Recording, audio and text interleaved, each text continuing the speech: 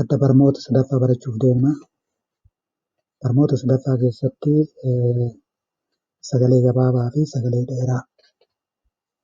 Akkuma amma argaa jirtan kana sagalee gabaabaa gama kana jira. Gama kanatti yoo agartan sagalee dhedheeraatu jira.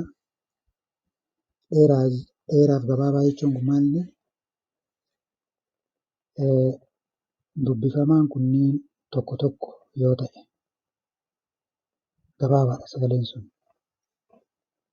Bakka dubbifamaan lama lama ta'ee barreeffametti sagaleen sun dheeraadha jechuudha. Dheeraa. Fakkeenyaaf ba gabaabaa. Kana yoo agartan ba be be bi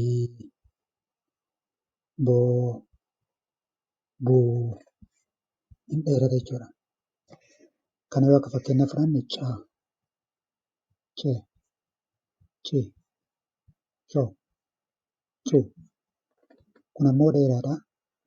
Caa cee cii coo cuu. Haaluma kana akkuma hiddachaallee asuma keessa jirti. Amma fakkeenyaaf chaatu jira. Cha dheengadda waan dubbanne chaa akkuma caa kanaa isiin caa takkatti taatee dhaabattee of dandeettu. Chaatunillee akkuma kana agartee of dandeettu takkatti jechuu malee addatti baasanii hin yaamanii chaa che chi cho cho gaggabaabaadha. Chaa chee chii choo chuu. Akkuma kana ammallee dhaallee as jirti. Fakkeenyaaf isinii fide bifuma kana dhaalleen qubeen gaafaa walumatti dha kan jedhu ta'a. Amma kun sagalee gabaabaa uumeera. Dha dhee dhii dhoo dhuu dhaa dhee dhii dhoo dhuu. Haga dhumaatti cufti isaa bifuma kana fakkaata. Haga zaatti waan warri hafanillee bifuma kanaani. Fakkeenyaaf warra as keessa hin jirre akka shaafatu jiraachuun mala sha shee shii shoo.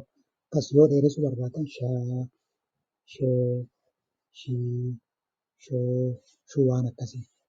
Dheeressuu jechuun dubbifamaan lamaan barraa'u jechuudha. As biratti aa lama taatee barreeffamte yoo dubbisan chaa jettee dheeratte jechuudha. Asitti ammoo cha gabaabduudha.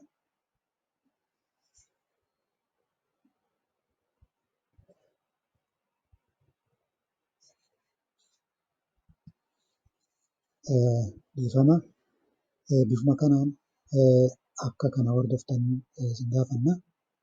Laafaadha yennaa isin agartaniittan baay'ee nama hin dhibu.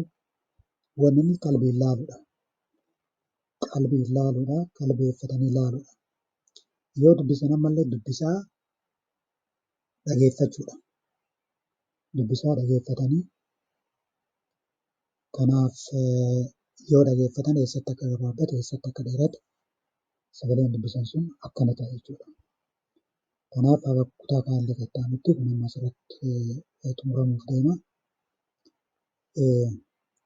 Qoqqooduu yookaan sheer hojii gochuu hin dagatinaa. Sabiskaabillee godhaa.